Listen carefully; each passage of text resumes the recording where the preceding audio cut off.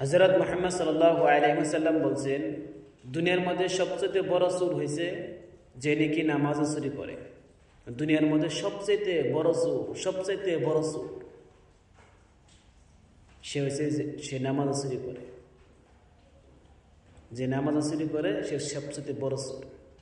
সাহাবায়ে কেরাম আরজ করলেন, ইয়া রাসূলুল্লাহ, নামাজ আবার কিভাবে চুরি করে? সেটা আবার কিরকম চুরি করে? সে আবার সবচেয়ে বড় চোর, নামাজ কিভাবে চুরি করে? হুজুর পাক সাল্লাল্লাহু আলাইহি ওয়াসাল্লাম বললেন, যে ব্যক্তি রুকুর সময় রুকু সহিশুদ্ধভাবে করে না, রুকুতে টাইম খাটায় না, রুকুর তাসবিহ কমসে কম 3 বার বলতে হবে।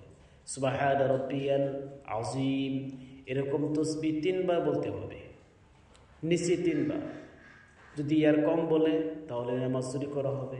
প্রত্যেক গাপে গাপে, প্রত্যেক জায়গার মধ্যে সে যদি সহিশুদ্ধভাবে যেটা নিয়ম মোতাবেক যদি নামাজ না পড়ে তাহলে সেটাকে চুরি করা বলা হয়।